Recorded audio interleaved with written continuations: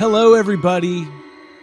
Welcome to Yes Have Some Podcast. My name is Craig Goldberg. Abigail Gardner is back. I'm back, baby. You took 2 episodes off. Yeah, I hated it. Fuck, dude. Yeah, I wasn't part of the plan. Part of the plan. Yeah, it's good to be back here with y'all in the nice quiet of our podcast. Yes. What did I say last week? I made a joke about how Abby got fired, but it was like a funny joke. I'll have to go back and watch it. No, I don't know. I promise it was funny. Abby, how are you? I'm great. Good. I mean, I'm surviving and thriving. Everybody listening is gonna be like, "What's going on with her?" You're just busy. I've just been busy. I've been just a working a job. lot. Yeah, Yeah, just yeah. a job. Yeah. Jacob, how are you, man? I'm good. What's going on over there?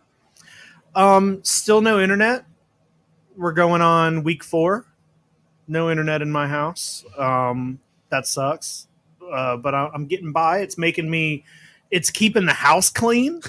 It's Yeah. keeping the books read. Yeah. Yeah. You know, reading through some books, cleaning the house, watching a lot of VHS because I can't really watch anything else. So it's good. It's okay. Right. But it also sucks because it's hard to That old stream. timey life.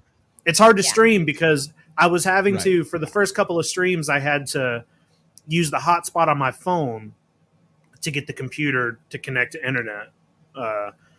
And then I ran out of hotspot service. So now I'm hotspotting to the iPad, and I have no idea how much hotspot the iPad has. So, but I think this is probably the last thing we're going to record before. I should have internet next week. I think. Okay. Well, by your connection just now, I would say your hotspot's running out. It's more of a mild spot. Oh, is No, it? you're back. Is it You're going back. in and out? No, you're back. You're back. You're now. good. Oh. You're good.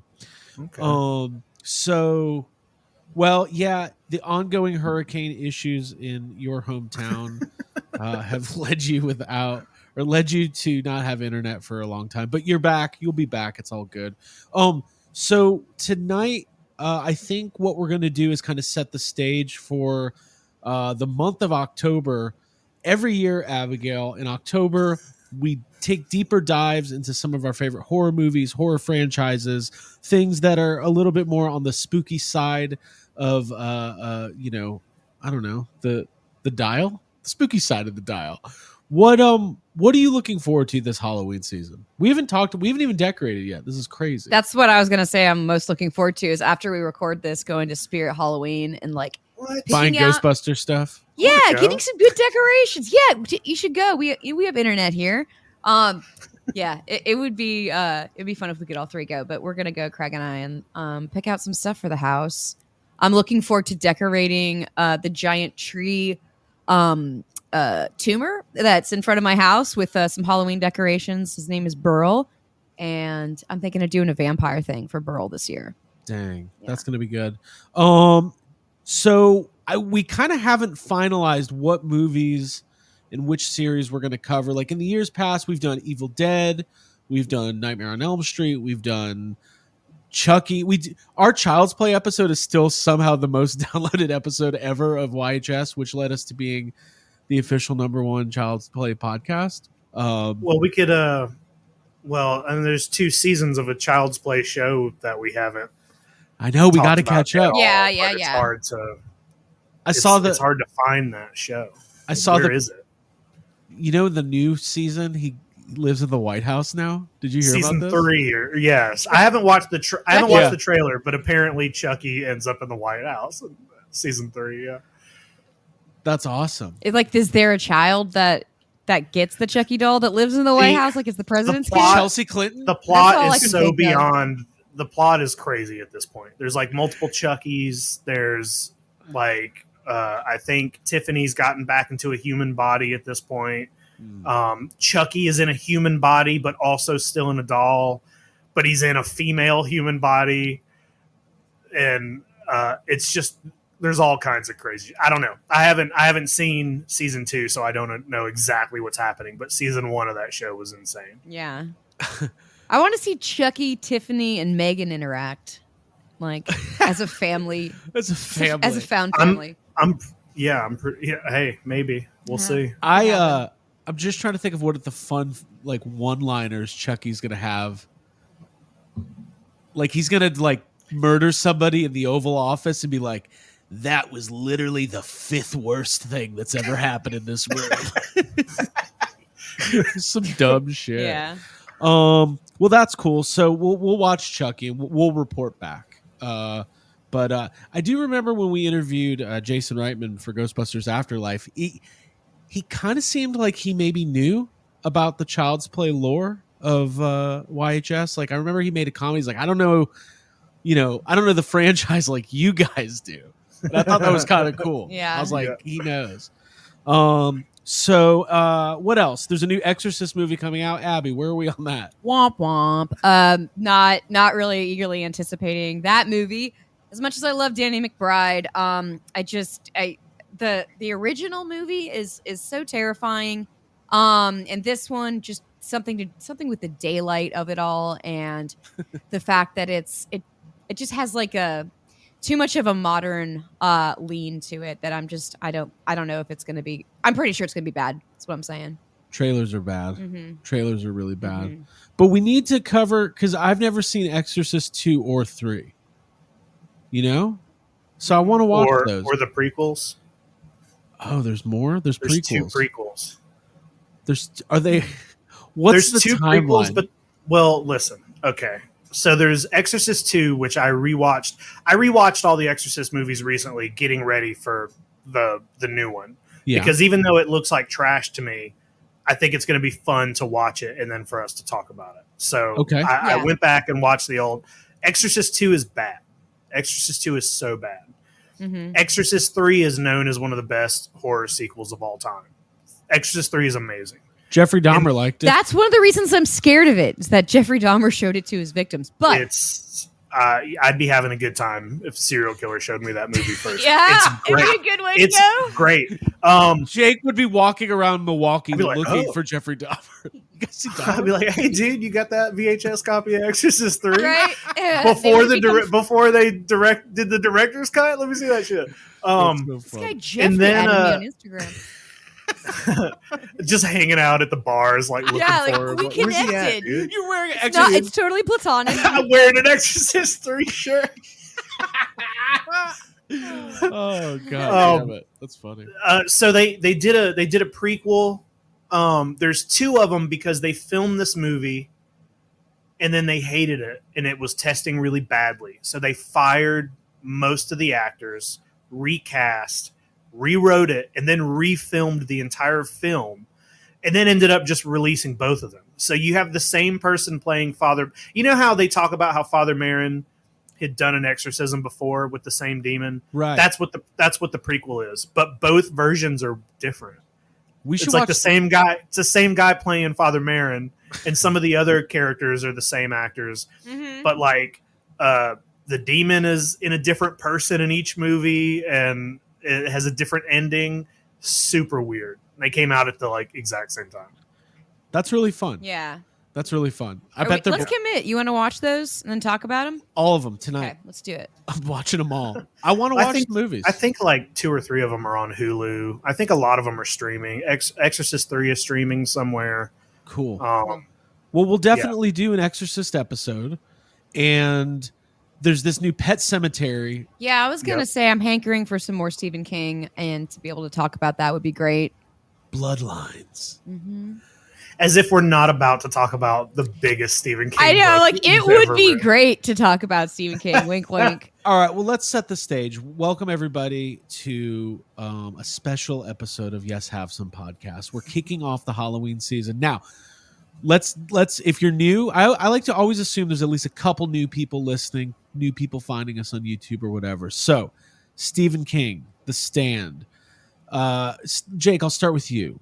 In the world of the Stephen King fandom, is it a general consensus that The Stand is the magnum opus? Like that is his. If you're going to read one Stephen King book, should it be The Stand? It's contested, I think, but I think a lot of people, there's like probably 3 books that a lot of people will say, people will fall into either read The Dark Tower, either read it, or read The Stand. I feel like. That's not fair. The Dark Tower is 7 books. Exactly. But a lot of people think that's the best thing. Right. But there are a lot of people that the Stand's a good book, but it's got some issues with it, and like the middle of it gets a little boring, Wonky, and like there's some issues with it, but it's great, and I think it's probably one of my favorites. Okay. Yeah. And Abby, you just read it. Yeah, I just finished it, and I think what the big magnum opuses that you're comparing are probably his like lengthiest books, like the longest journeys. Between Stand, I have not read the Dark Tower books, but between the Stand and It, that's always like, which one's your favorite as a Stephen King fan. I personally would have to side. I have just a little bit more emotional connection to It, and would have to say that's still my absolute favorite. Same. Yeah, but the Stand introduces so many great characters, almost too many to keep track of. But the way that Stephen King writes them, by like the midpoint to the end point of the book, like everybody's like orchestrated and like interacting with each other in a way that like you've just gotten to know these characters, and it's a long, slow build, and you get to see the world fall apart and see humanity stand and like see who sticks around and which side you're on. And I love that kind of stuff. I love the post-apocalyptic feel of it all. So I personally really enjoyed The Stand. It does have some major issues. We'll get into them. Yeah, I have not read The Stand. By the way, there's a Stephen King fan out there listening to this going, actually, if you think about it, the Mr. Mercedes trilogy is his, like, there. I want to meet people the who modern say Stephen that. King. No, dude. People who say what you're about to say are not Stephen King fans. His new book. There's a new Stephen King book out this week. Holly. Yeah. Which is one of the characters. Which is a character, from Mr. Mercedes. Mr. Mercedes. Mr. Mercedes and I don't know, Gwendy's Button Box. Is that a thing? I'm just naming Stephen King books I've seen at Barnes and Noble. What about Gwendy? So different thing. Okay, so this is what we're gonna do. I have not read The Stand, but after Abigail finished the book, Jacob, you said I had seen the original. I watched The Stand probably for the first time, the 1994, the Gary Sinise version. I think I was in 10th or 11th grade. My buddy was like, dude, I just read The Stand. I was like, nuh-uh. And then in my head, I'm like, I don't know what that is. He's like, we got to watch it. It's 6 hours. I was like, True to form, dude. Craig. I probably slept through half of it, but I was familiar with it. But let's take it back. What we're going to primarily, I think, focus on tonight for this episode is the CBS or the Paramount Plus. HBO. Wherever it is. Paramount Plus? Paramount Plus, yeah. Paramount Plus, which used to be called CBS All Access, whatever it's called. Sure. Yeah. We have it. I have to talk to the remote to find it. That's why I just did open Paramount Plus. I can't find the app on the thing, but if I talk to the remote. I don't know which remote to talk to, so I have to talking to different remotes in the house. I can get the Paramount Plus. So this came out, this was released like 2020 into 2021. I did a deep dive last night reading about the whole history of the production of this show, which was originally going to be a movie. And I had this in the back of my head. Did you guys know that Ben Affleck was going to direct The Stand in 2011, but was having trouble adapting it? Which, that's fair. To a movie? This like 1,000-page book? One movie? Yeah. Yeah. It's more than 1,000. Whatever. The unabridged version's like crazy long. I feel like we all missed out on seeing Matt Damon as Larry Underwood. Stop it. Probably would have happened. That's what it would have been. He's like a Dave Matthews Band rock star. He's like, no. He's like, you know what? You're fucking wrong. You're fucking wrong about this thing. I ain't got fucking Captain Trips. I ain't never fucking had Captain Trips. That's kind of a bad Boston. I don't like that. Yeah, I don't like that at all. It was kind of just Mark Wahlberg. Like, it would just be the cast of The Departed for some reason. Say hi to Mother Abigail for me. Anyways, that's all funny. Unrehearsed. This sounds like we did some bits beforehand, but this is oh my god, no, this is just fresh. This is off the cuff. So the movie was in some sort of development and ended up going through a lot of stages of will it happen, won't it happen, and then they ended up doing it for Paramount Plus as a 9-episode miniseries. So I remember. The weird thing to me about The Stand, I'll let you guys talk about it more, is like knowing that it's such a huge concept and such a big part of not only just like the Stephen King, like what's a filmography for books? Bibliography? Bibliography. Yeah, that. Yeah. There you go. I came up with it. It's Randall Flagg is the main antagonist, who is also a primary antagonist that comes in and out of a lot of Stephen King's major works, including The Dark Tower. So like I like the idea of how big and important it is, but anytime we saw, I didn't see the Dark Tower movie, but like they tried to adapt that into a movie and like it tanked. But I want to watch it. I'm gonna watch it. Yeah, we'll circle back to that because I haven't seen it and I want to Really read bad. it first. Is it really bad? It's really bad, and it tries to adapt, like all 7 books. 7 books into an hour and a half. Like into a movie. Dude, It's really bad. take your time with the source I've material. only read one Dark Tower book, and it was The Gunslinger, the first one that Craig claims to have read. And and I watched the movie, and I was like, none of this is in that book. I was like, what is all this? I don't know what's all this. I did read The Gunslinger, and I read half of the second one. So there you have it, folks. That's my Stephen That's King. Craig's bibliography. And I read like 10 pages of Eyes of the Dragon. So I don't know there is something wrong with Why'd me. you pick that one? I thought it would be cool to read a fantasy book that in a Stephen King book that you guys haven't read. Okay. And you just couldn't do it? You wanted to lord it over us? I was I probably 10 pages in, I was like, oh, I want some macaroni and cheese. Put it down. Never came back. Yeah, So that's what happened. I get classic Craig Mhm. behavior. Okay, Jacob, miniseries. Sure. When did you discover this? When did you tell me your Well, I mean, origin story. I knew that it was happening, clearly. But I chose to ignore it because I had not read The Stand yet. And I didn't watch trailers. I didn't want to know anything about it. So I let it come out. I let it happen. And I said, I'm not going to watch any of this. I'm going to wait till I read the book. So I didn't know anything about it until I read the book, which I read the book about 2 years ago. And then I read the book, and then I rewatched the original miniseries as soon as I was done with the book. I had seen it many times, but it had been a while. And then as soon as I was done with that, I started the show, and I watched it in 2 days. Like 2 days, I just watched the whole thing. Okay. Mm-hmm. Interesting. I'm gonna drop some since I haven't seen the book or I haven't read the book. I've seen the book on shelves. At some point, we just need to tell Craig to Let's hold on. But I want to drop fun pieces of information and factual nuggets throughout because that's all you can do in this episode. all I all can you do. can Well, I did watch the show. Hey, real quick though, for those listening or watching, and for you, Craig, I was gonna say because I know you're not that into fantasy, Craig, so don't even try As the Dragon. What I would recommend to you is On Writing, and to anyone else out there who wants just to get to know like that, Craig. Yeah, the process of it and his own autobiographical stories from his life. Yeah. Or Dance Macabre. Those are two books that aren't that's the kind of stuff you like to read.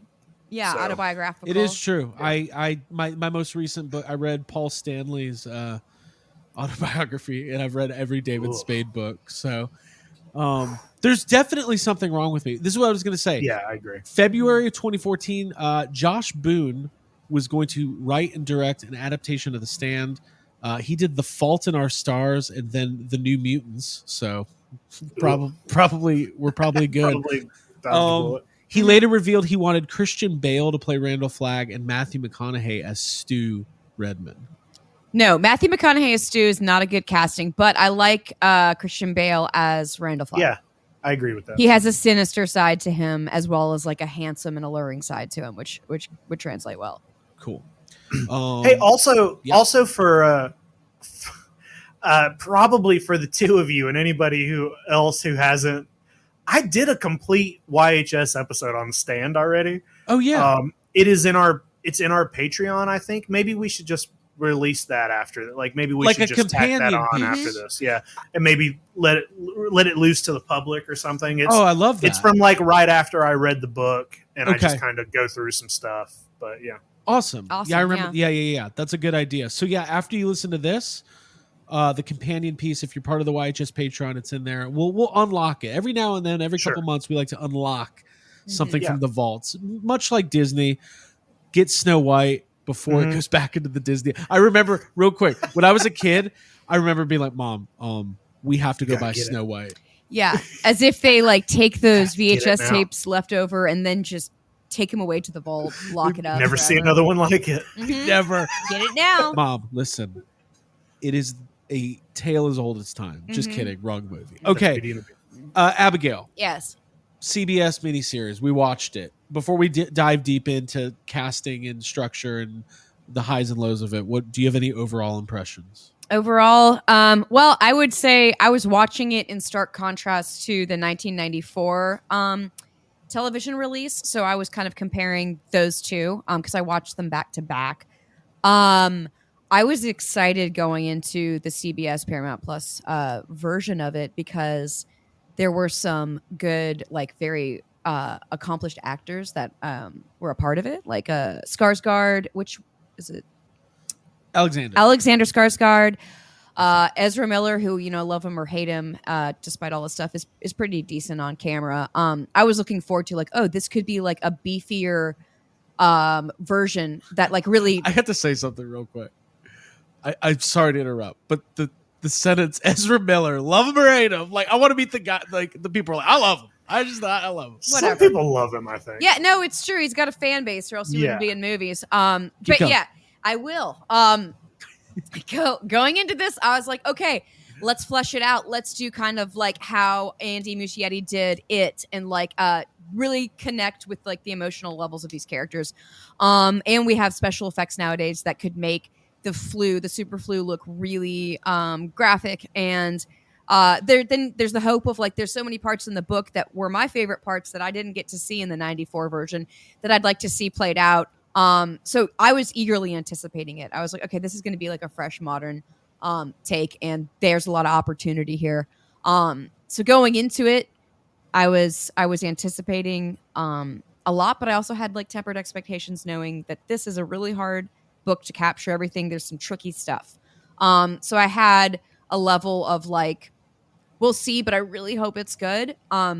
And coming into it, the first episode and the second episode, I was like, wow, this is really surprising me. It didn't stay consistent throughout every episode, all 9 episodes. There were some real falters and missteps. But I think overall they kind of captured more of the heart and the emotion and the goodness of humanity standing up in the face of like the end of the world. But it's such a tricky book to play out because it's such a long story. And Jacob, I know you're going to agree with me on this. Like in the book, it goes chronologically where it's like right as the flu breaks out, then you start following the lives of the different characters that end up surviving. And it takes its time. Like you feel the passage of time in the book, and it's so important because these characters go through different arcs and changes.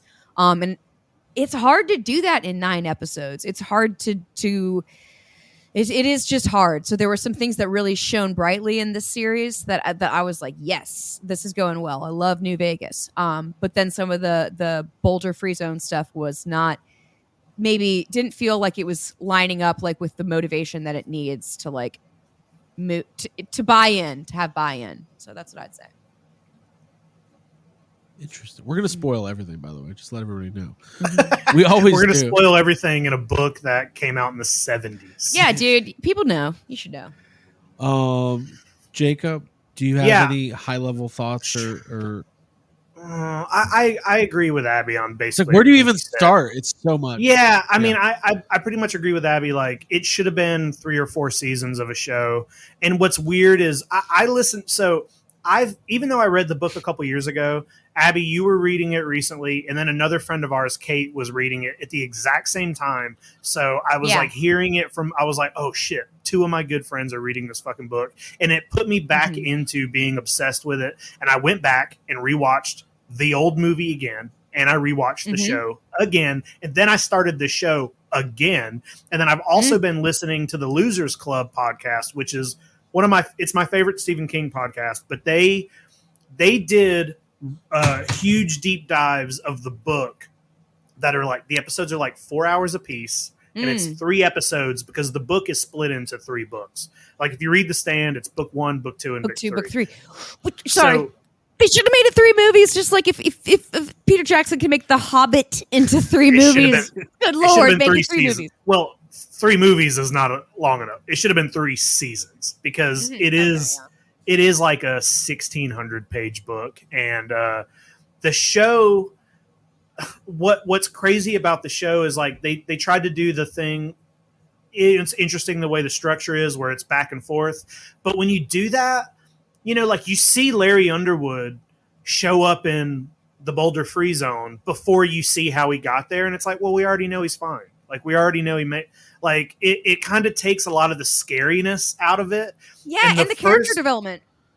Yeah, and the first book of The Stand is terrifying, and it's about how the whole world dies, and they kind of jump around, and you kind of don't get a lot of that. It's almost like they're like, all right, everybody dies, but we're in Boulder already.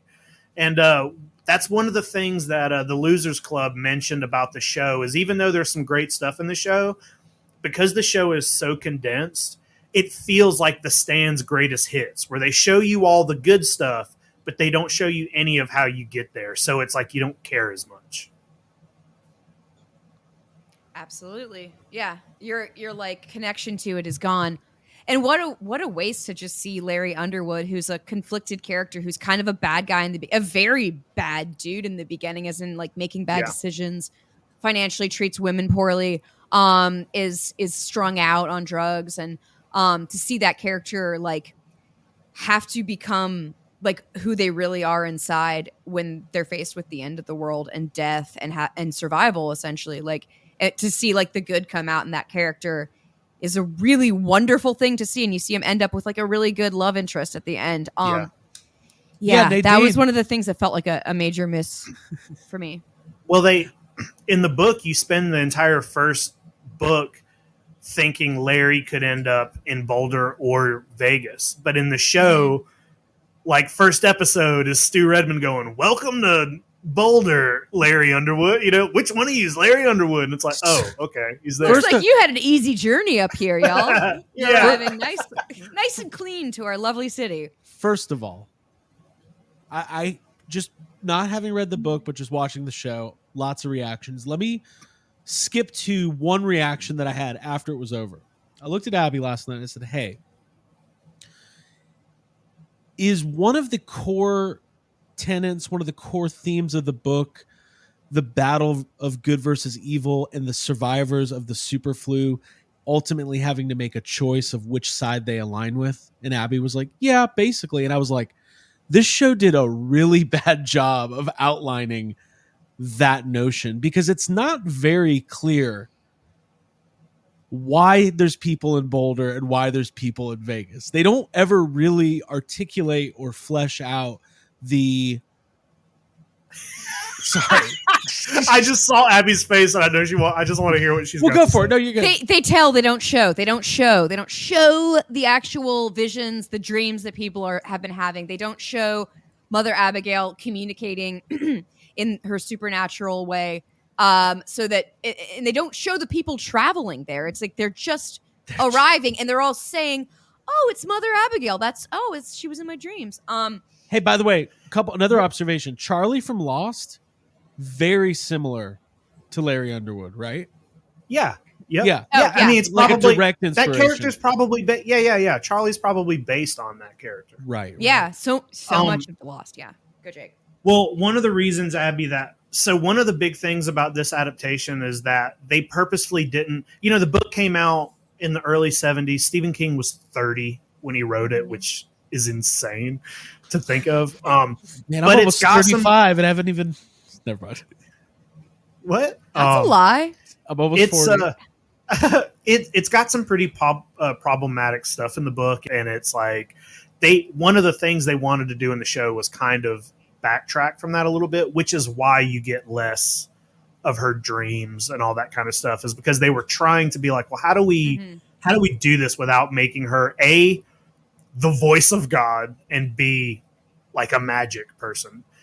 So they tried to back out from some of that. But one of the things that bothers me about the show is that when you get to Vegas, when you get to New Vegas, everybody's like just murdering each other, and they're fucking, and they're all like all the gay. Hey, every single gay person in the story is only in New Vegas. I don't know if you noticed that, but Yeah, like I did. the queer people are all in New Vegas. Yep. And like anytime you see anybody who's queer, they're in Vegas, like fucking in the elevators, murder. And it's like, that is so. You're right. And the That book's is not. bad. The book's not like that. The book is not like that. The book goes to great lengths to show that a lot of the people in Vegas are normal people. They're just people who ended up. We would end up in Vegas probably. You know what I mean? It's like it's all normal people, and that's part of the book is being like we're not that different than most of the people in Vegas. It's being run by a couple of like really awful people. Yeah. But and they also all start turning on Randall Flagg in the end. Just and they take all that out of the show. They take it out of the show, basically. Yeah. But in the book, as soon as like, you know, the spies come over and Glenn and people start to be like, why are we doing this? And people start leaving. People are like, hey, we're getting out of here, man. And like, and even it's weird. Like they have oh my God, they have Lloyd turn kind of very at the end. But Lloyd doesn't turn in the book. Lloyd stays loyal, but a lot of people come to Lloyd and they're like, hey, Lloyd, we're getting out of here. Come with us. And he's like, I can't, man. This guy saved my life. You know, like, so it's weird, but the show's so short that you don't get a lot of time in New Vegas. So they have to like dial up. Everybody's bad here. Everybody's good here. But in doing so, it turns out to be a little extra. Weird. Like Julie Laurie is Harley Quinn. Yeah, she is. Yeah, and I'm all for debauchery and like watching a good orgy and all that stuff. But yeah, there were some specific kind of I'm all for it. Okay. What are the key features of a good orgy? Well, you gotta have the guy with like the long nose mask on. Yeah, I don't. If the long nose mask guy isn't there, a good buffet. Yeah, you've got to have a good buffet for those who are like needing to replenish after a good bread option, multiple bread options. Gatorade, some fire, like some just torches or like a big long thing of fire nearby. Guys, everybody who knows me knows I love casinos in Vegas. It's like in my blood to like my parents like gambling and like all that kind of stuff. So like. What's the hotel? The Hotel Inferno. I was like, dang, I kind of want to go. Hey, that's why we would all end up in Flagg's zone because we would be like, oh, well, Vegas is like kind of fun. They've got like, toy stores. I'm only here because I thought his name was USS Flagg. I was confused. That's how Flagg would win you over. He'd like, I got you this. Okay, so one thing I do want to do is the cast is all over the place. There's some really good stuff. I kind of want to go through the characters a little bit. One thing I did notice, there are things in this book that have been just kind of copied throughout pop culture. Like I was in shock where I was like, oh, The Walking Dead, like Rick Grimes is Stu Redman. It's the same character almost. Same with Joel from The Last of Us. Yeah. Yeah. The Walking Dead has stole so much from The Stand. Yeah. Yeah. Or even Jack from Lost, like having this kind of like moral compass leader. Yeah. Yeah, having the Man in Black and Jacob in Lost and like that kind of. I've talked about this on the podcast so many times, but there was a short period of time during season 5 of Lost where there was rumors online that it was actually low key a Stephen King story, and everybody was like, the Man in Black is Randall Flagg, right? And everyone was like, whoa. Yeah. And I was like, I don't know who that is, but I'm in. I love the theory. Yeah, I get it. And that is one thing I like about Stephen King is the connected universe of it all. Well, let's talk. Go ahead. Let me talk about Stu Redman, played by James Marsden, who, I mean, he's actually a good actor. I think he's great. Listen, I know Cyclops gets a lot of shit in those X-Men movies, or just as a character in general.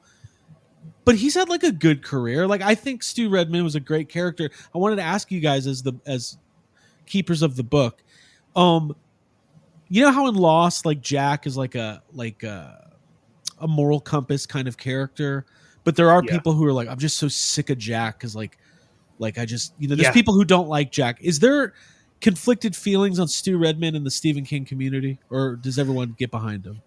I think everybody's pretty much behind him, but he does come across as a little bit of a he becomes boring in the book because he's just such a good guy. Mm-hmm. You know what I mean? Like you do get invested, but he's such a good guy. There's never a point where you're like, oh, he might. Like I think people flock a little more towards, I would say, like Lloyd and Larry, because they feel like they're flawed. They kind of feel like good people who have gotten caught up in bad things. Mm-hmm. And Stu is just like, he's a good guy. He's a good guy no matter what. And straight as an arrow. Sometimes that's a little boring to read for over and over, but I think he's great. And I thought what's his name is great. James Marsden. James Marsden. Yeah, I thought James Marsden was a good Stu. Yeah, I thought he was great too. His like purity and greatness in the book is really, there's a nice foil with Harold Lauder and him, like, because Harold hates him, and like you kind of get behind Harold a little bit, which is that fun conflicted, like, should I be rooting for this character that's like kind of bad? Harold's one of my, I'll say Harold. Yeah, I think he's my favorite. He's I love that actor in the new CBS one that we're talking about. That I should probably look him up because he was Owen in Teague. Owen Teague. Let's talk about him right now. Jake, go for it. Talk about Harold. Well, Abby just said it. He's the best. He's my favorite character in the book, and he's my favorite character in the show because it seems like they gave that actor kills that character, and they like kind of weirdly focus on Harold a lot in the show in a way, like if you watch the 90s miniseries, Harold's kind of barely in it.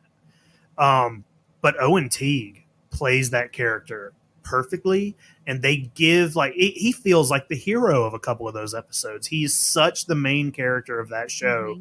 And to me, Harold, it's the best part about the show. Like that is the thing they got 100% right, was Harold Lauder's character.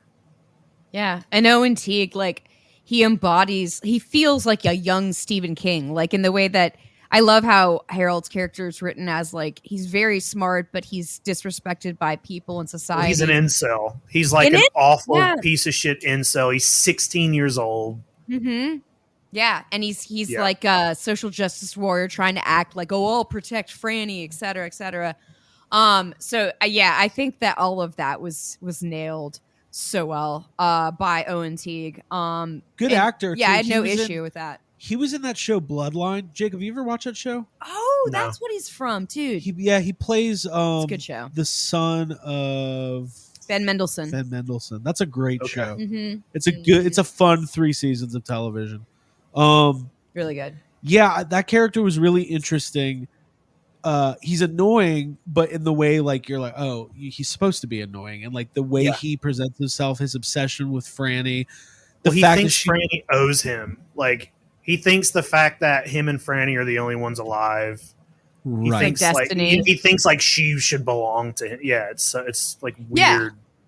Ownership. It's again like that incel mentality. Kind of an overall thought. I thought the first 5 episodes were really good. I think that the show kind of lost its way a little bit. Although I will say the scene where they set the bomb off was really good. Like, it was pretty well done, I thought. Like, I was like, okay, that was pretty good. Yeah. But then the cut to him and Nadine on the motorcycles, I was like, this is now lame.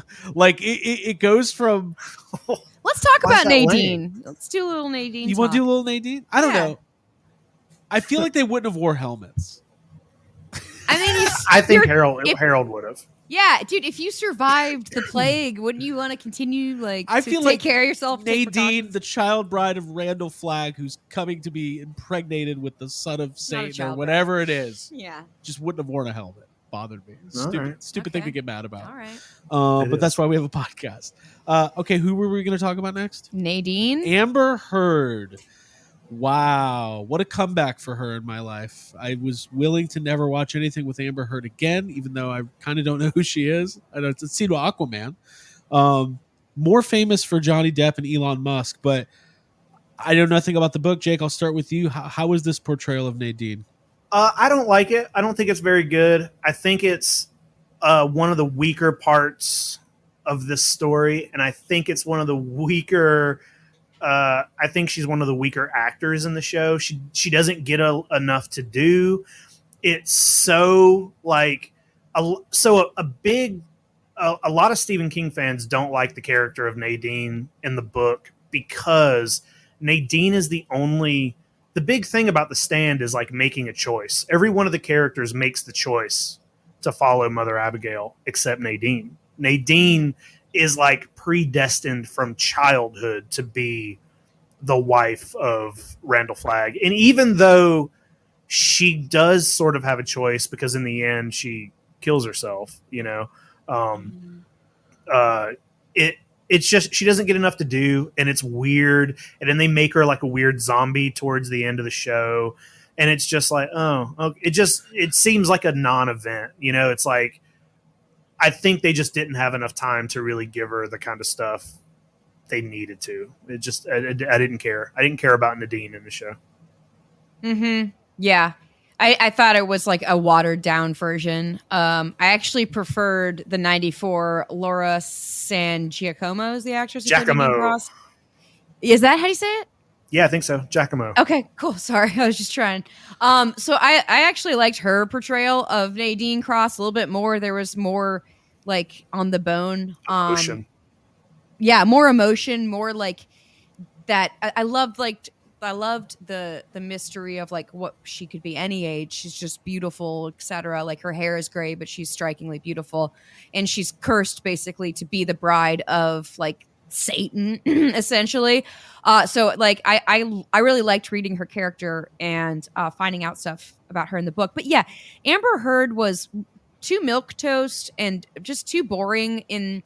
It didn't really act like Nadine is conflicting. You wonder if she's good or bad because she's taking care of a child when you first meet her in the book, and then she's but then she's obviously sorry, no, she has this huge long relationship in the book with she like kind of mothers Joe, and she's with Larry for a long part of Larry's journey.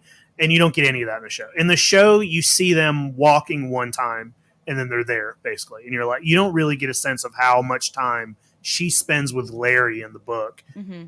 And her and Larry never, because she's a virgin. That's the whole thing, right? She saves herself for Randall Flagg. Is there never sexual tension between her and Larry in the book? There is 100%. There is 100%.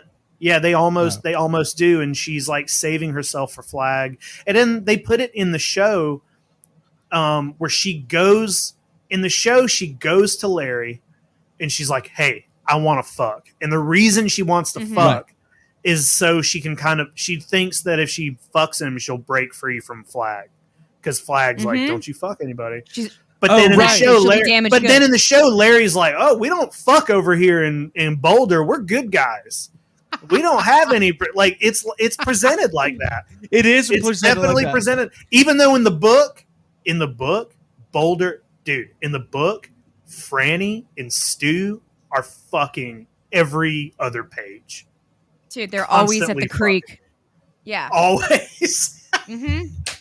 It's just a weird thing that the show, it's like sort of, I don't know if they do it on purpose, but they definitely, you watch a show and you're like, I guess sex is bad. It's like a really poor way to show the contrast between right? Yeah, like debauchery and all this, like having there's sex clearly is evil, being gay, all that kind of stuff. There's clearly a contrast. Like one is like Vegas. It's there's fire and they're playing Kiss songs, and like Boulder's like a nice community and they're having a book club. But they're doing good because they have those big bulb lights on a string. Oh yeah. Like, why didn't they just do more? Why didn't they do less of that stuff? And why didn't they show more of the fact that Flagg's crucifying people? Like I know they have the one character who comes over to Boulder and he's been crucified. Just saying, they crucified him. That doesn't give you I know whenever Stu, or not Stu, but when the judge and when they're all driving in, they see people crucified, but it's such a quick thing. Like there's stuff in the book. There's a scene in the book where Trash Can Man is living in Vegas, and he becomes friends with somebody, and his friend is doing drugs, and they crucify that guy, and Trash has to watch the crucifixion happen, and it's like horrifying. Why didn't they put that in there? Like, why didn't they do stuff like that to show like the people are normal people, but Flag is like, okay, now we're gonna crucify somebody. Yeah, how he works, he uses fear as an instrument to like make people move and be a part of his thing. And yeah, that is totally lost. And that's a key element of like him not letting people do drugs. It's much more of like a militant, like terrifying place to be if it's like you, because he can see everything, because he can see through ravens and wolves, and he can move around, and like that's that ever-presentness of him that you get in the book, and then in the movie it's like, well, he just kind of likes to like get off and float when he's up in his room. Hey, as somebody who's never read the book, I can clearly tell you right now, I did not understand majority of the characters' motivations in this. They do not do a great job of, and I think they thought the non-linear going back and forth flashback stuff would be a really good way to like, hey, we got to skip over, we got to get through the sickness and skip over all the boring stuff to get them to Boulder. Yeah. But you lose like character development. You don't get anchored to your characters because you don't see them at rock bottom, which is what Stephen King is really good at writing, like and taking that progression from rock bottom to being a better person. Well, what's crazy is in the book. So when Stu is in the hospital, and basically everybody around him is dying, and the one general who's left, like opens the door for him basically and lets him go or whatever. In the book, that scene is like it's like haunted house style terrifying of Stu trying to figure out how to get out of this hospital. And it's like littered with dead bodies, people trying to kill. It's like, it's scary. It's like a horror movie on its own. In the show, it's 5 seconds. He walks out a door, walks down a stairwell, and then he's out. And it's the same thing with the scene where Larry, where Larry's in the sewer. Yeah. In the Lincoln Tunnel. Yeah. In the book, it's the Lincoln Tunnel. And the Lincoln Tunnel is full of dead bodies and cars and like dead soldiers, and there's like a stampede of rat. It's so much scarier, and it's like, oh, why did we change those two things? Those should have been like full episodes, and it's just like a weird. There's like, so much to play with there. And yes, you're right. It's like the haunted house feeling. It's like if you wanted to see Stu Redman escaping the hospital, I guess you have to watch the first episode of The Walking Dead, because they kind of do that with Rick Grimes coming out of a hospital. It's like obviously derivative of. But wait, hold on. J.K. Simmons. Yeah.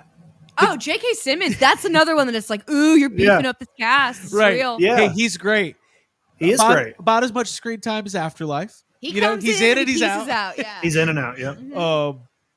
I'll be here to elevate everything in your movie, and then I'll be gone now. My main critique of the show is kind of what I was saying. It's just like I did not understand the good versus evil, Boulder versus Vegas, making a choice. I did not understand Mother Abigail as a character at all. And Jake, you referenced it earlier, like they kind of tried to take away some of the spiritual elements or the religious elements or the magical elements, which I understand. But I thought Whoopi Goldberg was pretty good with what she's good. But she's kind of barely in it. Yeah. Right. Well, right. In the book, you get her entire backstory. You know all about her. You know that she's a normal person up until this point, and she's like, why am I like in the book? She's like, why am I having dreams? Like, why am I hearing voices? In the original movie, she's very much like, I am all knowing, and right. God speaks through me, and do what I say. In the book, she is like a scared. She's just a scared woman who's like, real. What is fucking happening? She doesn't understand it any more than the characters do. Mm-hmm. But she's like, this is what's happening. This is what I'm hearing. This is what I'm being told. People follow her. You know what I mean? So like, they try to take all the Christian stuff out, and they take the magic stuff out, and then it kind of makes that character pointless. Right. Yeah. And that's why, and when people are like, okay, when she disappears and everyone's like freaking out, I'm like, oh, she's really important. They haven't shown me why, but they're now like everybody's losing Yeah. their mind because Mother Abigail's gone. Well, it's just because everybody. So like in the book, they talk about this in the show, but in the book, everybody is having dreams of Mother Abigail. But like I said earlier, I do think Whoopi Goldberg was like a good casting. Like I think it's kind of it's hard because like they're clearly trying to update it to not go into like stereotypes and to make it more of like a fully fledged character. But Abby, one thing I wanted to ask you is like, do you think it hurts the story to take out the some of the religious aspects of it? Like, is it more interesting when it's just good versus evil without like a religious tone to it? Because she's like in the show, she's like a couple times she says, well, I spoke to the man upstairs and I got a message, but they never say God, they never say Jesus or anything like that. Do you have any opinions on that? Let's see. Well, coming from a religious background, I would say that for me, as a technique for writing, I think Stephen King employs like using religious talk in a way that is neutral and not necessarily like he himself is a believer in it. And from stuff that I've read that he's written, he is like, he has faith, but isn't like ardent to a certain like religion or anything like that. Right. I feel like he uses that stuff to anchor stories in like ancient things and in almost a way that it's like, there's always been good and evil. This is just how we're naming it. This is the name that it goes by in this book. I think that trying to, I mean, like I've said, it's a tricky thing to get around. But it adds like I said, a permanence, like a scope to things when it's like, oh, this is there really is good and evil in the world, and this is how it's playing out. I think it was a challenge to take on and put on screen and explain for sure. I'd say that Whoopi Goldberg, she did great with the role, but it's just a hard thing to do because if you extract like the fact that she's like God's like kind of like a prophet almost. Yeah, almost like a lighthouse that's bringing everyone together in the same place. And if you don't show the stuff like her past and kind of ground her like she is in the book and like give her a little more humanity, you get less motivation and less you can relate to her less. I think if they had made her a little bit more relatable and been like, this is a flashback from her childhood, that would have grounded the character and maybe given more respect even to the role. I think making more human and less of like just a mouthpiece would have been a better choice. Understanding though the whole thing is a difficult thing to get to maneuver. Thank you. It feels that was some good insight. The whole like Christian point of view and the God and the devil point of view, the reason it's weird is because it's like, you know, they're all different religions out there, and I think it's like we're gonna say that the Christian religion is correct. You know, I kind of look at it a little differently.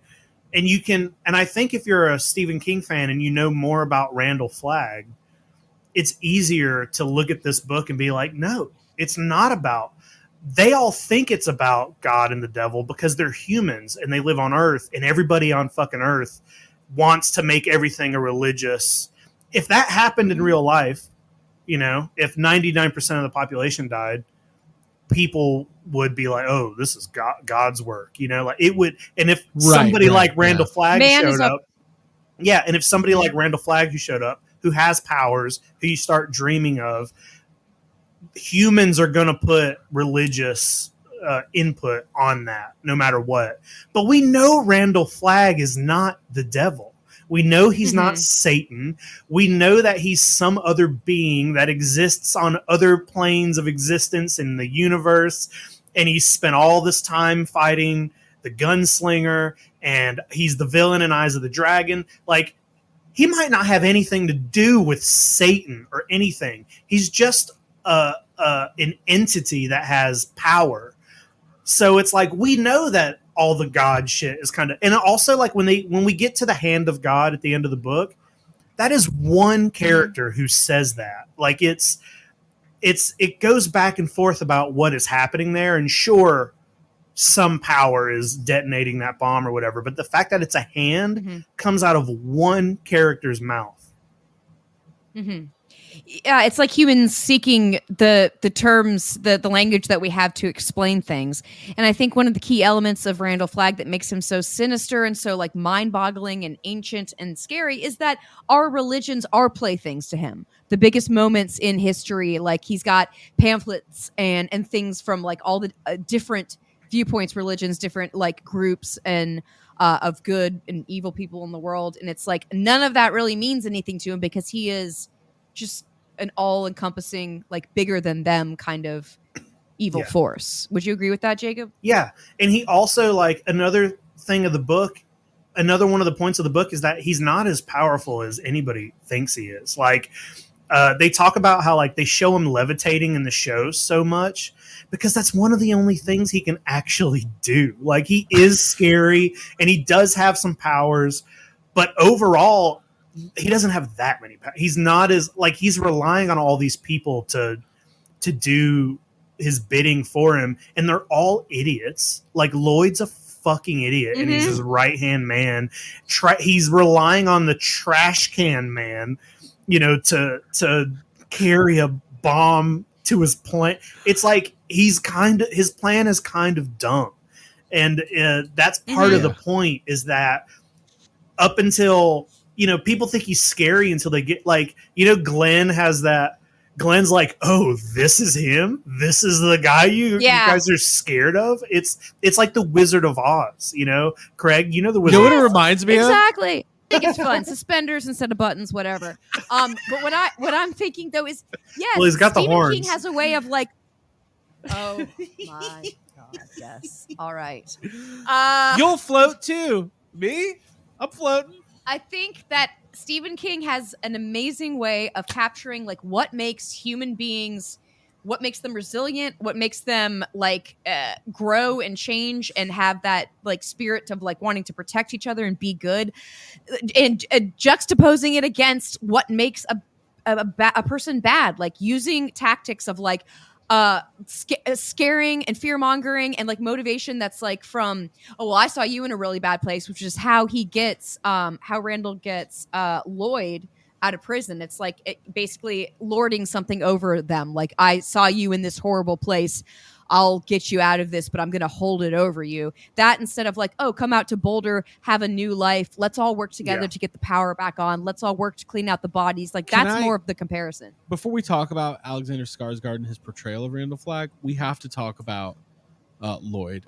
Lloyd was my favorite part of this show. Love Lloyd. I suspect that, like, I don't know how he's portrayed in the book, and I know the guy from the original. Yeah, like there is some choices. This guy looks like he went to Gadzooks in like 2002, cleared it out, and was like, "This is my style." He's like a Ricky Lake side character that keeps reappearing. Yeah, like Jude. Yeah, like just really like over the top and kind of like he's got this weird like dumb baby face goofball look on his face the whole time, like. But he's pretty good. Like I enjoyed the performance. Like he was pretty mesmerizing anytime he was on screen. And I wasn't that familiar with that actor. I thought so too. And Lloyd, I like Lloyd in the book, but you know, he kind of becomes a henchman at some point. But he's definitely like a kind of character that you feel for, because he's got some of those, like, you know, he's got those human tendencies where you're like, he could be a good guy. Like Lloyd could easily be a good guy. But in the show, that actor, those like wild swings that he take, like he's super weird, and I love him. I love his portrayal of Lloyd. And there's a scene when he's first when he's in his prison cell and Flagg is talking to him, and there's a moment where Flagg is speaking and a tear comes down his eye. He's like crying, like just crying as he's listening. And I was like, I don't care what this actor does with this role for the rest of the show, I'm in. I was like, this dude's awesome. He's great. Yep. Yeah, he was great. I completely agree. I enjoyed watching him on screen. The one thing that when I was thinking about his character that reminded me of another character that we haven't spoken about that was actually my favorite character from the entire book, Dana Jurgens. has like a threesome scene with Dana and Julie Laurie, essentially, which is it's fun to watch, but I felt like there was a missed opportunity with Dana's character a little Was bit. the missed opportunity no long nose leather mask? Well, Was that it? Yeah. I think in the book, Dana and him have like a relationship. an actual Right? she goes undercover and she's able to do it because of like her history and like who she is and her strength of mind and will, and she's a bisexual character. I think maybe one of the first bisexual characters that Stephen King wrote. I don't know, but it was definitely a character that I was like, this is awesome. She's like Southern. She has a history of she dated a woman for a long time, but she arrives in Boulder with a man. Yeah, but in the show, she's just like Lauren Cohen from The Walking Dead. Yeah, they did like a really boring take on her with that. That could have been like, yeah. But I was wanting a little bit more out of that. I love in the book the way that she goes, and even the 1994 version, the person that's playing her is like, it kind of does a better job. I feel like that was like a major watered down, pushed to the side. Yeah. Yeah, in the original, because that character stands up to Flag and is like, no, I'm going to fucking take my own life instead of telling you what you want to know. It's the biggest. And the Sorry, I was just going to say it's the biggest problem of the You're show good. is that everything is having you don't get the story, but it's just like you see what happens, but you don't know why because it's so short. It's the worst part of the show. I think the show overall is pretty good, and there's some episodes that are great, and I really like the last episode that we haven't talked about yet. But that's the thing is like it's almost like specifically a show for Stephen King fans who've read the book, who already could put the motivations behind everything because we know it. You know what I mean? It's like you don't get a lot of motivations for like and the show was not. Craig, it's weird. Mm-hmm. The show was not well reviewed, and most people like it came out in a weird time on a streaming service that a lot of people don't have. Like I feel like a lot of people probably during a pandemic haven't seen it. Yeah. Or which is a about shame because like I mean I think overall it's got some great stuff in it, and even though like we're speaking pretty badly of it, there's a lot of great stuff. There's fun stuff. There's go ahead. What are you saying? I just think analysis of it is fun. Yeah. Like you can enjoy something, but when it's time to pick it apart, it's time to pick it apart. Sure, That's just the way and we the roll. truth of the matter is most Stephen King adaptations have a good amount of stuff to like kind of pick apart and say, oh, this was a miss. Well, let's one of my favorite characters in the book and here in both versions of the story and in the book is Glenn Bateman. Mainly because Glenn is like he's like super happy to just be by himself with his dog, painting pictures in the woods, not giving a fuck about who's dead and who's not.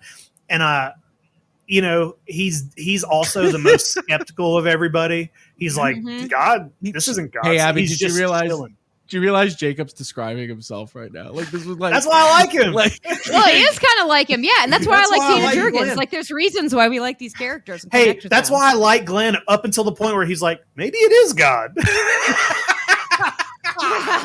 Hey, Greg. Hey, I liked Glenn the moment that he takes his little weed pen out, and I think he's just fantastic in that role. No, listen, his not giving a shitness is so awesome. Have we not done enough for Greg Kinnear? He's good. Great. Are we sleeping on Kinnear? Are we sleeping? We should be sleeping with Kinnear and not on Kinnear. I'm investing in some future Kinnear. He's great. He's great as Glenn Bateman. Yeah, I'm putting some money into that stock. I'm thinking like an AMC limited series. We're gonna be like, whoa, Kinnear's back and he's great. And we're gonna be like, did you guys not see The Stand? He was great. Let's redo The Stand. Kinnear is Randall Flagg because he's got the acting chops. So Jake, I agree with you. He was one of my favorite characters on the show as well. What did we think of the scene? Wait, hold on. One thing I want to say about him and what's great about him and what's great about the book, and they do this in the show, is that when people start getting into Boulder and they start trying to get the lights on and they're doing committees, Glenn is the one who's like, hey, are we sure that this is what we want to do? Like, this is the stuff, like getting the lights back on, having cops this is one of the things that led to all of this happening in the first place. And there's a specific moment, and I think they talk about it in the show, but in the book and in the original, there's like the people who were like the trash crew cleanup. At a certain point in the book, they decide to give those people guns. And he's like, hey, what are we doing? Like, why do we have cops all of a sudden? Like he's the character who's like, guys, why are you guys so quick to just jump right back in to what caused this in the first place? We just hit the refresh button, restart. It's a clean slate. Like, do we want to institute this stuff that really just breeds well, and I love that stuff. And also at the end of the book, I mean, there's such a message of like anti weapons and like guns and stuff. It's why Franny and Stu leave. It's why they leave in the end. They're like, we're done with this. And I love that. It reminds me of Godzilla in a way where it's like the message is like, maybe we shouldn't fucking make these terrible weapons that kill people and cause terrible things to happen.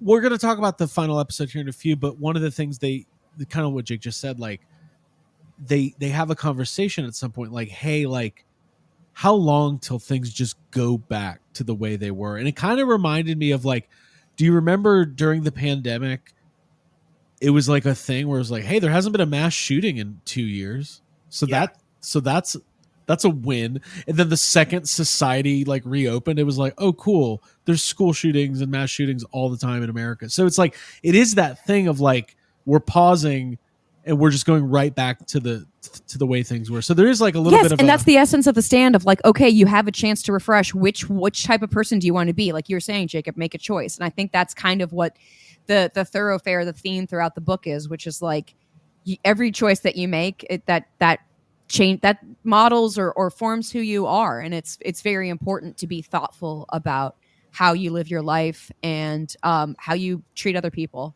I listened to 311 all day yesterday, and they have a song called "Guns Are for Pussies." So that's relevant. That's what Craig has embarrassing. To say. That's what Craig has. I did not think you were going to say that. 311. Yeah. My favorite character, the wisdom of Nick Hexum. All mixed up. I thought that, and I want your guys' opinion. I thought Nick Andros was really good. Oh yeah, speaking of Nicks. Well, speaking of Nick, possibly the most likable character from the book. That's kind of crazy, Craig, that he's one of your favorite characters watching the show because he's barely in the fucking show. He's one of my favorite characters in the book. Nick Andros is one of my hands down favorite characters. Gets gets maybe 15 minutes of actual screen time in the entire it's a bummer. Series of the show. He is a major character. He spends so much, you get so much time with him and Tom and their friendship and him being kind of Mother Abigail's, one of her favorites and all that. In the show, they're like, oh, Nick's Mother Abigail's favorite. And it's like, do we? Because you haven't shown us any of that. Like he's barely in. It bummed me out how little he gets in the show. And also the episode where they introduce like him and Tom meet, and the guy Tom is great in the show too. Tom, he's awesome. They did a really, really good job with Tom. But like they show them meet, and also Tom's getting sent off to be the spy in like the same episode, and it's like you're supposed to care, about Tom getting sent off and all that, and it's like you can't put all of that in one episode. It's so weird. The timeline is so weird with the flashback. The passage of time. I agree with you guys. It almost feels like reading the book is kind of a prerequisite to be able to kind of enjoy it. Yeah. Yes, because while these two characters meet and find each other, and the initial things that like the world has kind of ostracized them for, like their inability to communicate on like whatever the normal standard level is for people who can speak and hear, it's like they form a connection that like makes them both stronger, and the empathy between those two characters, like the goodness between those two characters, the fact that Nick Andros is like the thought leader and literally the smartest person in the entire group at the Boulder Free Zone. Like all of the notes that he's written out for like future plans of like what's going to happen when we need to think about whatever. Just he's literally the brilliance and the mind of it. And then, it reminds me of like, of Mice and Men a little bit. Like there's just it's got a deep like sadness and Yeah. sorrow to it, but like a really relatable sweetness to it. That's like props to that actor who unfortunately I think passed away. The guy His who name played is Brad Tom. William Yeah. Henke. Yeah. Oh, that sucks. Oh yeah, you were talking about Nick Andrews. Sorry.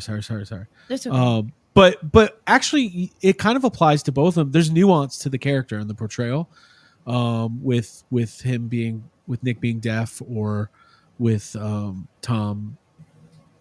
The portrayal of Tom was great, and like nuanced is the only word that comes to mind. Like that's just good acting. So, we've covered most of the main characters, but we do need to talk about Franny a little bit, and we do need to talk about Randall Flagg, obviously. And Trash Can. So Trash Can Man. Oh, yeah. and Trashy. Let's start with that.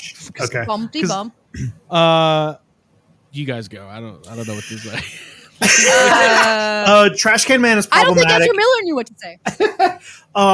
It's a really weird take on Trash Can Man, because they kind of that character, I don't know how to even talk about it without being problematic myself. They really went heavy with Trash Can Man, and it one of the reasons that takes away from the character is, like, in the book he has dreams of Mother Abigail, and he says no, I don't. Like, he also has a choice in the book. He's not is in the show. When you see Trash Can Man, you're like, this guy's going to Flag. You know what I mean? There's no part of him. It's almost as if we've taken this is just a bad guy. He's weird. He's crazy. Zero conflict. There's nothing. Yeah, there's zero conflict. There's nothing good that's going to come of this character in the show.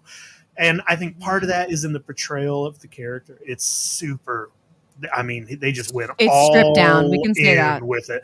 And then, yeah, they cut out all his backstory. He doesn't come in until like the second. What is it? Episode 7 or something like that, which is one episode away from the actual finale of what happens.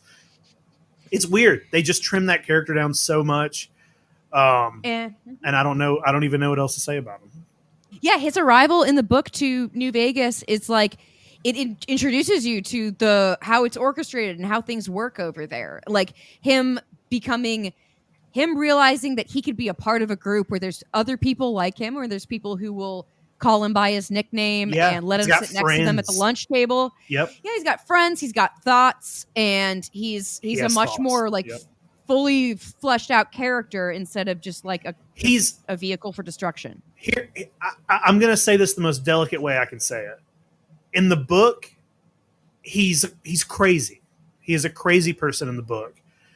In the show, unhinged. He's suffered probably tremendous trauma. Yeah. In the show, he's less crazy and he's more like mentally handicapped, and that seems offensive to me. You know what I mean? It's like I agree. Yeah. It's like he's the way he is because he's mentally disabled, and not just a crazy guy who likes to jerk off to fire. And it's a weird that in 2020 that's a weird choice to. It's super weird, and they could have gone so much harder on him being bullied as a kid because he has the old lady Sybil's pension check or whatever he burned down. Like maybe flash back and be like, there is conflict within him in the book. It's like, yes, he's done these bad things, but he just kind of wants to fit in. But like, yeah, all I can say is that they went really hard. There was no room. There was no gentleness or kindness in the portrayal. And I didn't love it.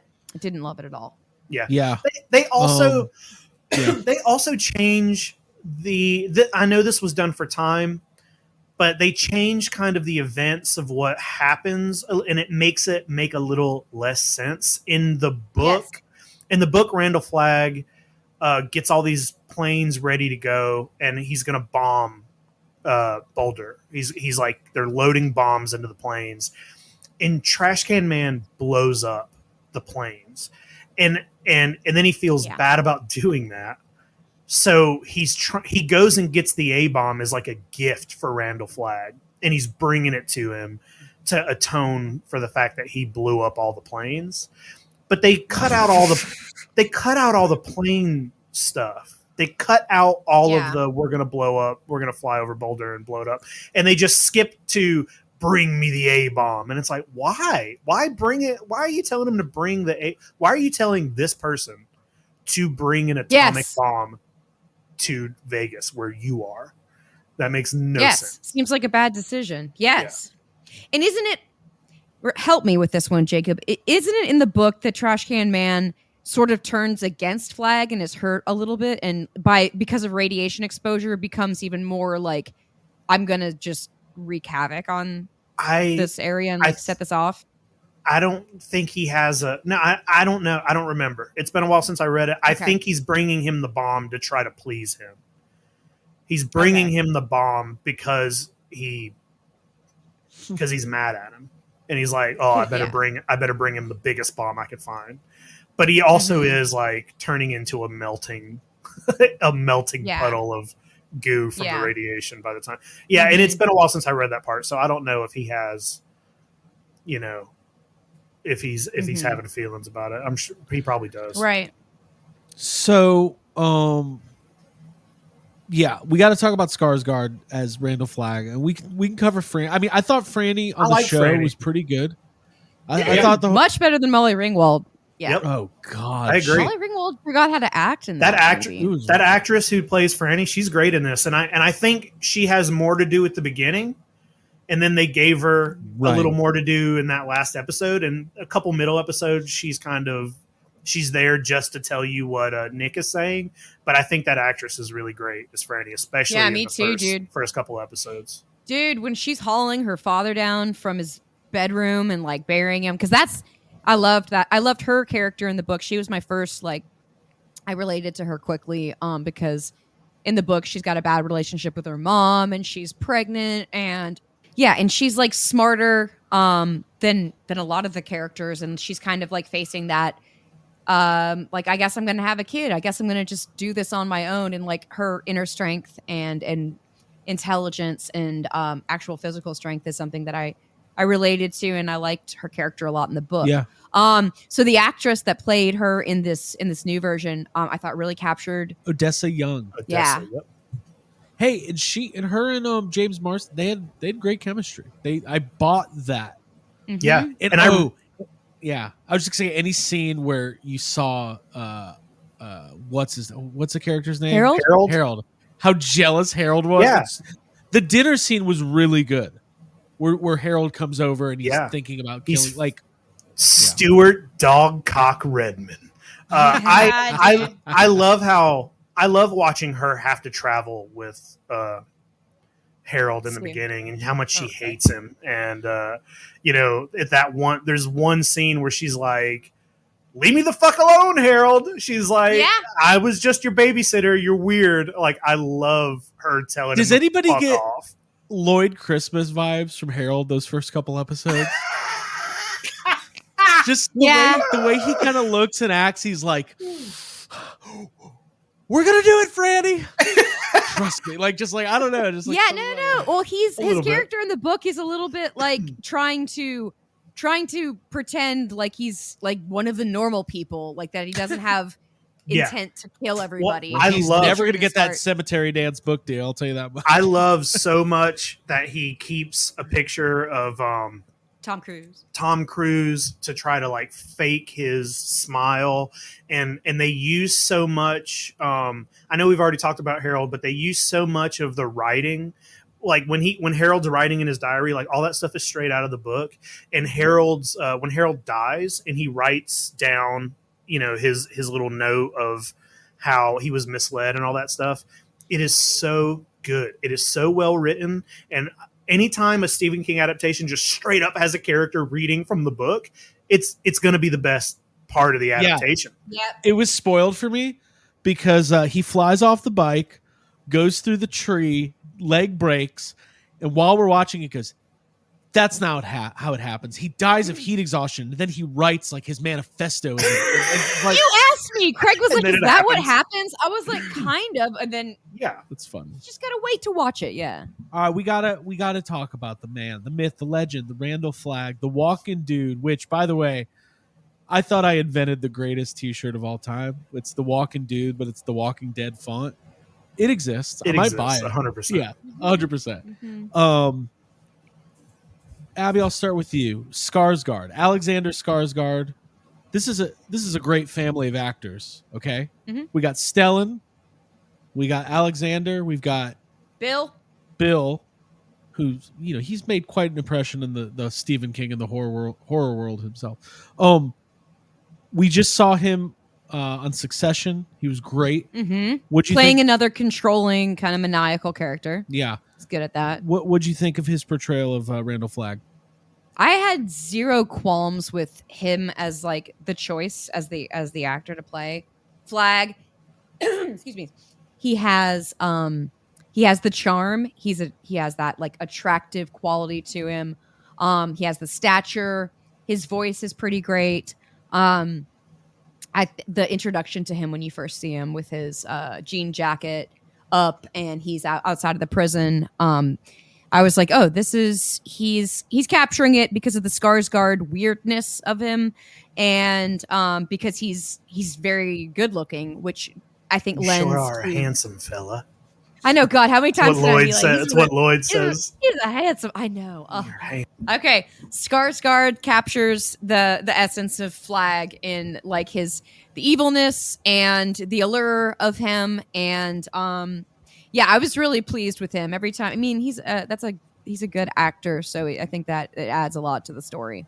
What did you think, Jacob? Of I mean, I think he's great, but I think that character kind of suffers from some of the same stuff as some of the other characters, where he kind of doesn't get it. There are moments where he feels a little more comfortable in the role than he does in other moments, and there's like different versions of Randall Flagg. Like I really love towards the end when he's kind of talking to New Vegas and he's like giving people a reason to be there. It's like the first time you're like, oh, this is why people are following Randall Flagg, because he's a good talk. He's talking good, and he knows what to say he knows what these people want.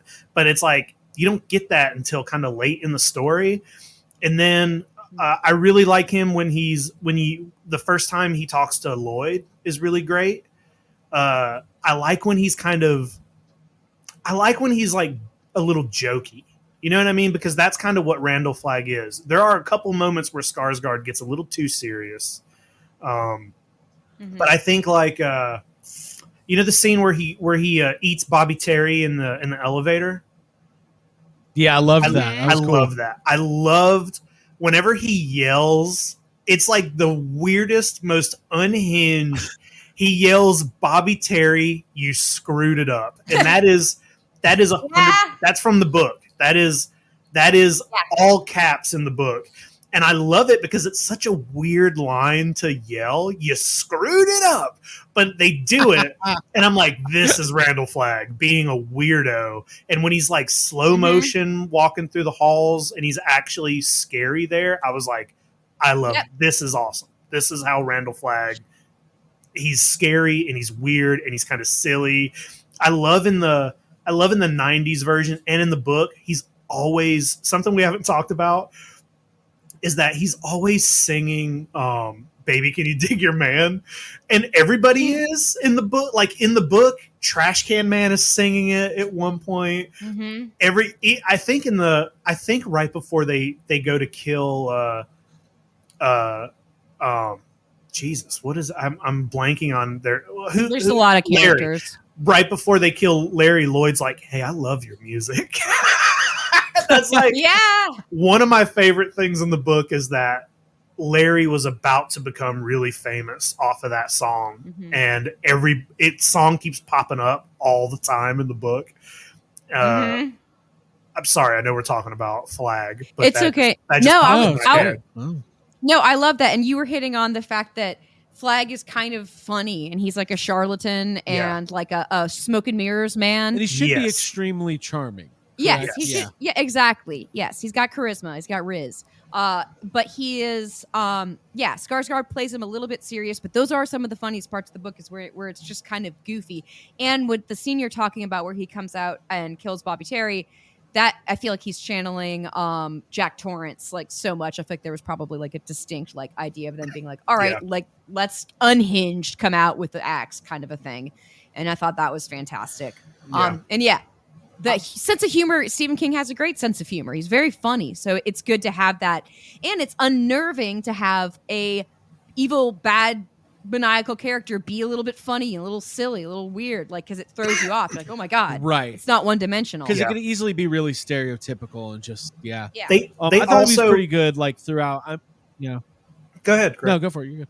I was just going to say they also in I don't know which episode it is. It's either 7 or 8, but they have him say some things about how they have him mention a couple people like from history that he's been around and hung out with, and that's one of the big things in the book Right. is that he's in the book they mention that he was there when JFK was murdered, and he knew the Lee Harvey Oswald, and he's lived all these lives, and there's always this sense of he knows, like he almost isn't super sure of his own history. He knows that he's lived multiple lives, and he knows that he's ancient and has been around for all of these bad things that have happened. This is like one of Stephen King's things. He does the same thing with Pennywise. It's like all these evil forces were around to kind of influence other bad things that have happened in the past. And he mentions it in one episode, and it's like kind of a quick thing, but I love it because it gives so much depth to that character. Mm-hmm. Yeah, absolutely. Like the being there when evil happens and like showing up, that is very much like Pennywise, and it's almost like he's like a trickster or like a mischief maker, but with all malice and like ill intent. Yeah. And I think that the show did about as good of a job as it could with a character like that. Obviously, I'm always looking for more motivation. I'm looking for what is actually setting the stage for this battle of good versus evil, and taking, making the stand. By the way, I'm glad I finally have clarification after almost 40 years of living on what, because if you look at let's pretend I'm just like a novice, which I am. Go through the bookstore, I see The Stand, and you look at the cover, you're like, what is this? Like, you just like, you would not guess what the book is about by just looking at that. Mm-hmm. But yeah, I thought they did a good job. I think that. Well, you get a good. Are you talking about the original illustration of like the two good and evil, two weird versus evil? Yeah. So Jacob and I got it. Listen, all I'm saying is that where I think the show could have done more, it does a really good job the first couple episodes of showing you the scale of like the flu and the death, but then it gets really insular, and you kind of forget that the outside world, like they say it finally like near the end, like 7 billion people died, and it's like, okay, that's crazy to even think about, but like there's times where the show feels like almost as good as like a movie, and then it's like, oh, this is like season 6 of The Walking Dead now, and then it kind of goes unbalanced throughout.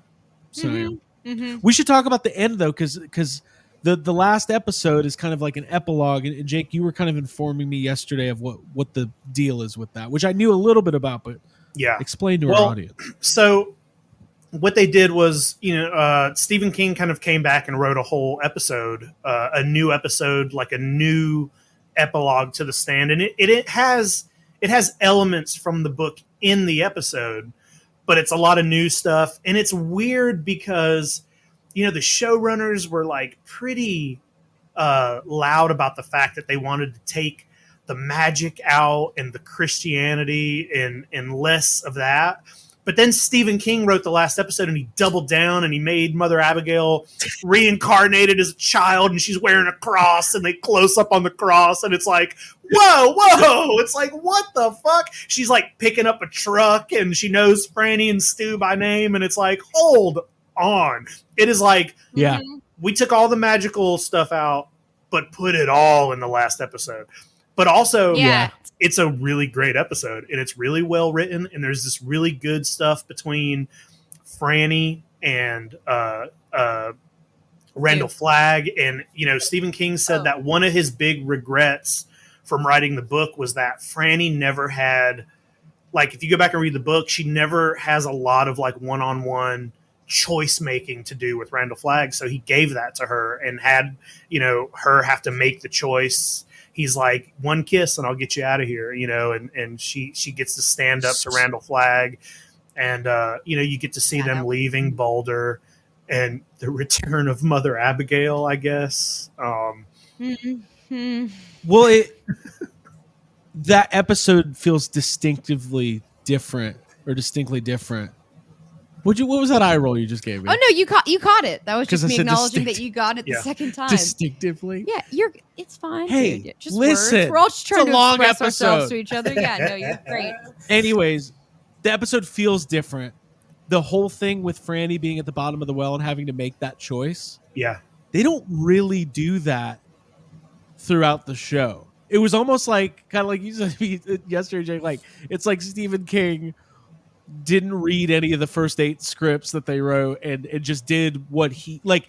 I don't think he did. I feel like maybe he should have written the whole show. Well, I think this is what I think happened.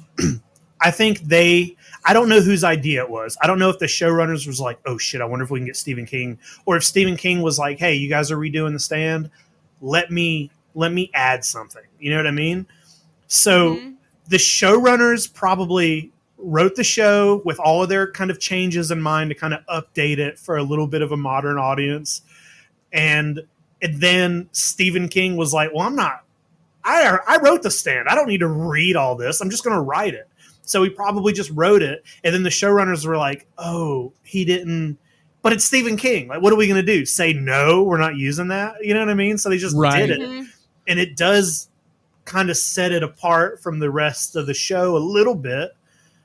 But I don't know. I love it. And I think that episode shows that there's like no end in sight. Mother Abigail never really goes away, and neither does Randall Flagg. And the ending of the book is one of my favorite Stephen King endings of all time, because I grew up watching, I'd seen the show many times, the original, and the show ends, Randall Flagg is defeated.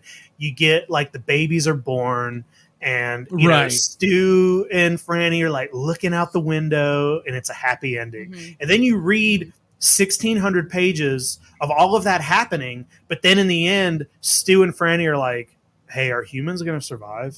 I don't know. Like, we might have fucked up. We might be doomed. And then you get a scene at the end of Randall Flagg walking on a beach and being Randall Flagg again. And it literally ends with them showing you, like, Randall Flagg is not dead. He's here. He is still here. He's popping up. And I remember when I finished the book, I was like, oh my fucking God. It's such I love that ending so much. And then they do it. They do that ending.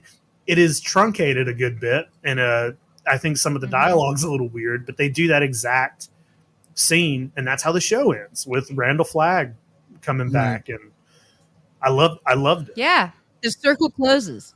It's closes. Like there's always going to that entity is going to just keep popping up. Yeah, the place where you took your stand doesn't matter, just that you were there and on your feet. There. Yep. Yeah, literally. Abby, what did you think of that? Well, before actually, there's an article from Deadline from August 1st, 2019, well before the world shut down, says this was about Stephen King writing that episode. For fans of the book who have wondered what became of the survivors of The Stand, this episode will contain a story that takes us beyond the book to answer those questions. A continuation to The Stand. We cannot wait to share this with the world. So this was kind of like a big deal. Yeah. Yeah. And one of the things that I think was so good about that last episode is you felt the journey and the passage of time as Stu and Franny make their way back across the country.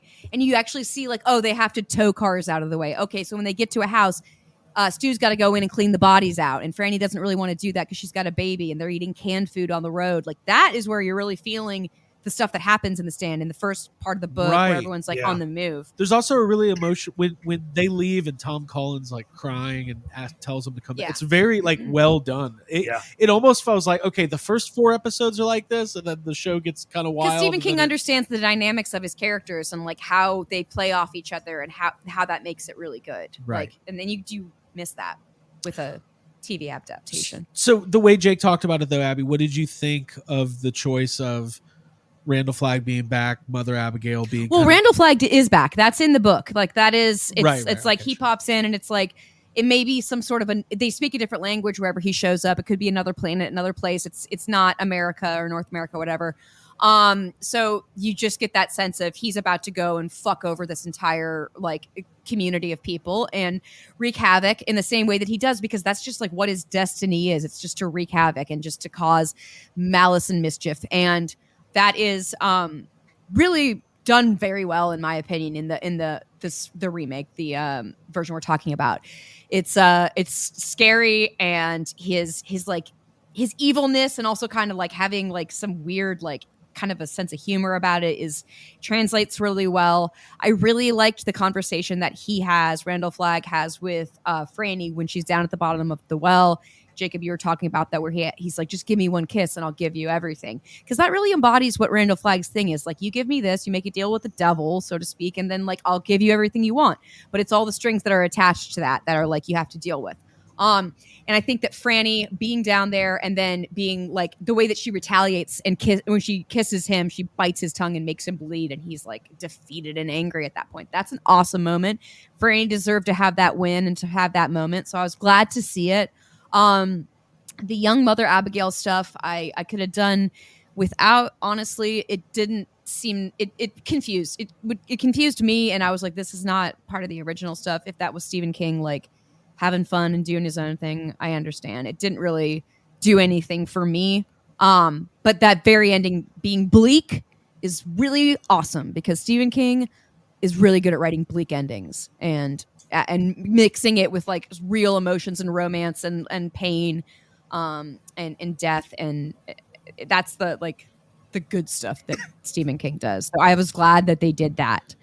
But yeah, some of the continuity and like some of the why behind it, and maybe what we're talking about with like showrunners versus like, I guess Stephen King is the father of this, let him do his thing, kind of well, probably a weird mixed bag, but probably, a lot of it was good. It probably started off with like, what if we did a 9th episode that was an epilogue and had Stephen King write it? And when he agreed to it, they were just like, let's do it, right? And I don't think they do anything in that last episode that like negates the show or the story. No. It to me, it just feels like more coherent writing, which it's Yeah. Stephen King, of course it is. You want to know why? Because yeah, it's Stephen King writing, Yeah. and because it's like what he does best is when he speaks through his characters, like when he's writing in the voice of Franny as she's writing to her child, like, because that's a big part of the book. Is while she's pregnant, she writes in a diary things that she wants her unborn baby to know about the world. So when you just hear her narrating, and it's like, oh my God, this is like just the best writing ever. It's making me emotional. That stuff was worth it, and I can see the reason why they wanted Stephen King to put his own spin on it. Yeah.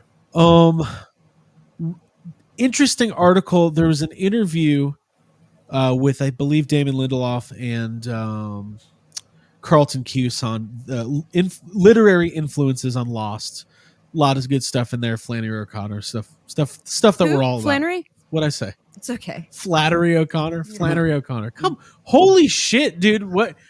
I'm sorry. Are you gonna lay into me after this? No. I feel it coming already. No, I'm not. This has been a fun episode. Like, I'm Trials like, and I don't want to tribulations. end this episode because I know something's coming as soon as we're done. No, recording. nothing. Dude, we're going to Spirit Halloween. We're doing a bunch of decorations. I'm going to make our Burl Randall flag. God forbid I mispronounce jean something. jacket on it. No, I'm sorry. I'm a big fan of Flannery O'Connor's. Flattery O'Connor. It's my blog. I started. Flattery? Yeah, it's a blog where I give praise to her. Oh, okay. All right. They noted, Carlton Cuse, Damon Lindelof noted The Stand is a blueprint for early episodes of Lost. quote, "It was a very long, character-oriented book that hung on a high-concept premise that the entire nation had been infected with the superflu, and it was equivalent of people crashing on this mysterious island, both based on incredibly intricate and involved character dynamics." That was a Carlton Cuse quote. And yeah, I think that's awesome. I think the only thing that really works against this show is that, Jake, like you said, it could have been 3 seasons. They could have really fleshed out a lot of character development. And I think the non-linear storytelling kind of works against it. Maybe they wouldn't have done that if it was longer. Well, I think the nonlinear storytelling could work if they had 3 seasons and each episode was maybe just focused on one character instead of, we're going to flashback, show you Franny's story, but then show you Harold's flashback and also Nadine's flashback, and then flash forward. You know what I mean? Like if they could do it a little more like Lost, where each episode was one character and you were flashing back a little bit, or maybe have bottle episodes about certain characters, or have one whole episode that's just about random characters in Las Vegas, just to see how everybody. Like you could have fleshed it out way more, but it's just that it was so short. It's the biggest to me is the biggest issue with the show. There we Agreed. I agree. Well, listen, I hope everybody has enjoyed this. This is a little bit of a longer episode as of late, so we appreciate you guys tuning in. The Stand is available on Paramount Plus. Check it out. Let us know if you are in the comments on Discord or in group therapy. Let us know what you think, if you've watched the show, if you've read the book, if you agree or disagree with any of the opinions expressed tonight. Abigail, what do we got going on next? What happens next for YHS? Well, we're going to Spirit Halloween. That is true. Today. Next, we're going to New York. We're going to New York. Yeah, we're going to Toy Fair. Toy Fair. When this episode drops, we'll be like midweek, so we'll be heading out to New York for Toy Fair 2023. It's the first time Toy Fair has been back since 2020. We'll have a lot of coverage of our time there. NECA, Super 7, Jada Toys, McFarlane, Calico Critters, Bob Ross, David Arquette. This is going to be a fun weekend, I think. We'll have plenty of coverage on the Toy Anxiety channels and obviously all of the YHS social networks, Instagram, Facebook, etc. Jacob, any parting thoughts from you or Abigail on the stand before we wrap this up? No, it's a really, really long book. You know, it's if you listen to the audio, it's something like 48 hours, something crazy like, or no, it might even be more than that. It might be like 50. It might be like 52, 53 hours. I think it's something 52. Like that. Yeah, something crazy like that. Yeah. This is an hour and 45-minute episode. There's 2 filmed versions that are each 6 to 8 hours long. There's just a lot to cover. We skipped so many things, so many characters we didn't even get to talk about. But if you have read The Stand, I would say go to the Losers Club. They have done the like super in-depth episodes on the book, and then they did an episode each for every episode of the show. And I listened to all of it recently, and it's all really good, in-depth stuff. Those guys over there, they know so much more about Stephen King than I ever will, and they analyze those episodes in a. Abby, you should check them out if you get a chance. Go listen. I'm going to listen to the Losers Club. Like but if you enjoyed our little, they don't taste. have any video Bob references. They don't have any. No, they're not going to have video Bob references. No, but yeah, check them out. And then check out my the Stand episode. It's probably a little dated at this point, but we're gonna post that too. Very cool. Yeah.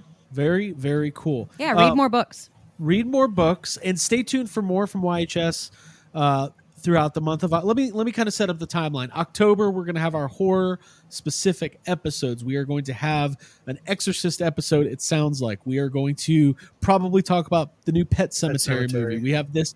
We'll pick a fun, slasher franchise to cover and do some analysis on. We're also going to let us know. We're also going to have a breakdown of Halloween Horror Nights in the houses. Halloween Horror Nights, official house Mm-hmm. ranking. So we got some fun stuff coming up.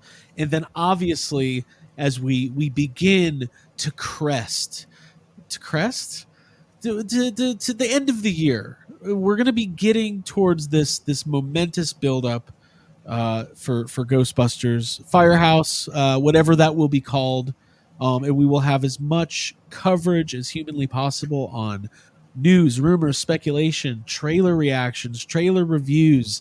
We'll have some community roundtables, GB Radio Live, and maybe even some more surprises. So we're really excited to get into the coverage of the new Ghostbusters movie, and excited to celebrate the Halloween season with everybody.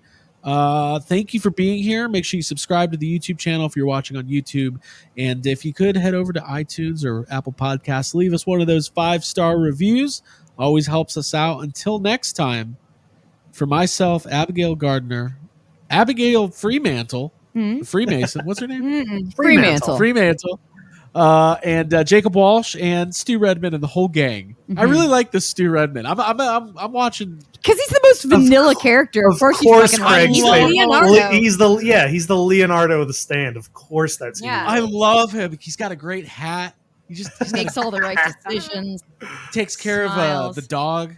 Oh, Kojak got screwed in this version. He could have been like, he did a lot more in the book. That's all I wanted to say. Well, he does kind of fight the wolves. I mean, he does kind of fight a wolf, but he's the I wanted him to second bring best. the rabbits. He's the second best Stephen King dog with a 2-syllable CJ. Oh no, he's better. He's better than Cujo.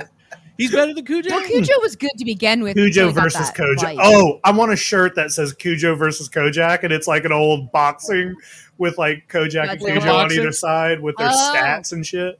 Let's do it. That's cool. Let's make it happen. It would be also cool to have That's like a good idea. thing. Standing in this corner, a 7-year-old golden retriever from Boulder, Colorado. A loyal pet, a friend, Stu Redman's right-hand man after his untimely death of his owner.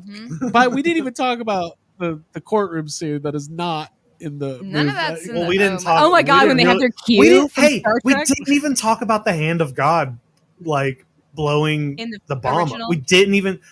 I mean, we didn't even really the talk lightning about what storm. happened. Yeah, which is Oh, still when kind the of a budget hand. ran out? It's still kind of a hand. The clouds form a hand over the building. Okay, yeah. We didn't even talk about Randall Flagg dancing. It reminds me of Answer the Call. Oh my god. We didn't talk about the disembowelment cages. Oh, Nothing. yeah. Oh yeah. We Wow. didn't. Well, maybe next there's time. more. We'll make our a stand lot another more. time. Yeah. This one's more Like, of a, 2 like hours. a light Yeah. stand. A light. This is literally an appetizer, a little tiny taste. This isn't Captain Trips, all right. This is Lieutenant Private Trips. Yeah. All right, everybody. We hope you stay healthy and happy this Halloween season. Stay tuned to more from YHS. Bye. Bye, Bye. y'all.